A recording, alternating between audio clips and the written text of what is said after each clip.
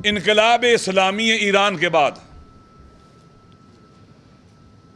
इमाम खुमैनी ने western Asia के अंदर अमेरिका की सिक्योरिटी के जो 4 बड़े सतून थे उनमें से एक सतून को गिरा दिया।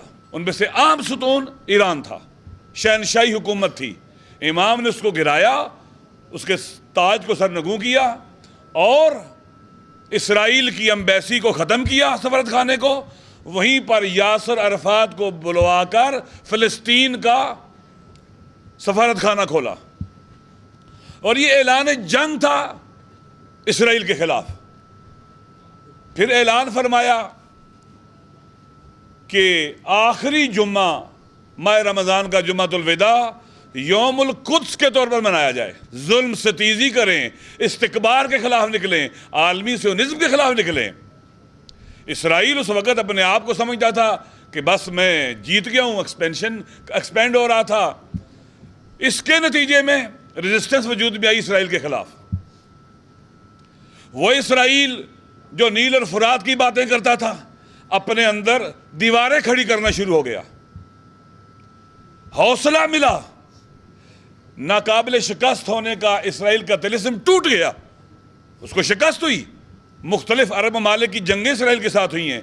किसी ने भी तल अबीब पर मिसाइल फायर नहीं किया था, किसी ने बिन गोरियन एयरपोर्ट को अटैक नहीं किया था, लेकिन सरजमीन गजा से मजलूम जिहाद इस्लामी हमास और वहाँ की रेजिस्टेंस के लोग तल अबीब पर मिसाइल मारते हैं, बिन गोरियन एयरपोर्ट पर मिसाइल फायर करते हैं और बंद होता है।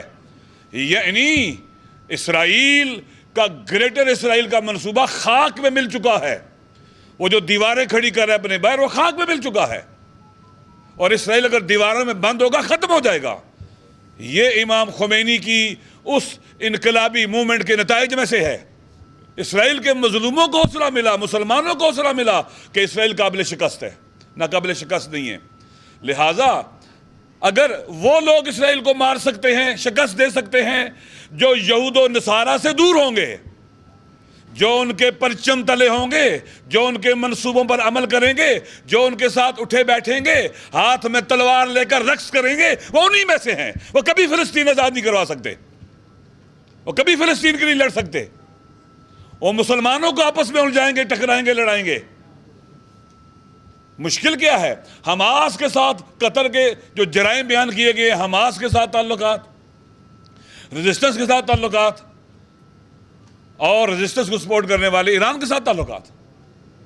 यानी इसराइल, असल दर्द इसराइल है इनका, असल मसला इनका इसराइल है कि इसराइल शिकस्त खा रहा है। इसराइल ने शिकस्त खानी, ये अल्लाह के वादे हैं, जुल्म ने मिटना है। लेकिन एक शर्त है कि मजलूम जुल्म के खिलाफ इकट्ठे होकर निकलें।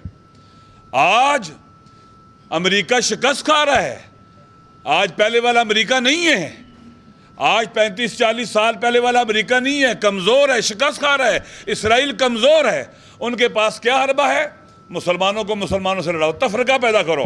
ये जो 41 कंट्री का अलाइंस बना गया, ये सुन्नी अलाइंस है, नहीं ये सुन्नी अलाइंस, ये शिया सुन्नी इकट्ठे हैं। हाँ, ये बिके हुए बादशाहों का, हुक्मरानों का अलाइंस है, जिनको अवाम की हिमायत हासिल नहीं है।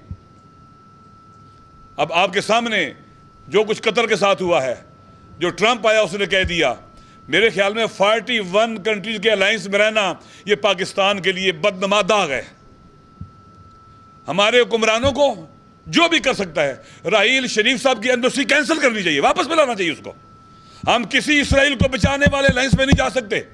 यह हसास दौर है, क्योंकि कोशिश क्या की जा रही है कि एक ज़माने में मुसलमानों का दुश्मन अव्वल कौन था? इसराइल था।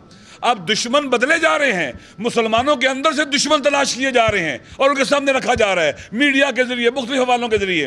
आपस में जितने भी डिफरेंसेस हों, हम फ़लस्तीन के मजलूमों के लिए, क़िबला अव्वल के लिए, इस्लाम के लिए, दीनी इक़दार के लिए इकट्ठे हैं। और इंशाअल्लाह ये जो सफ़र शुरू होगा, मुझे उम्मीद है आने वाले दिनों में पूरे पाकिस्तान में इसकी बरक़ात, नताइज और समरात हमें नज़र आएंगे। वस्सलामु अलैकुम वरहमतुल्लाहि वबरकातुहू।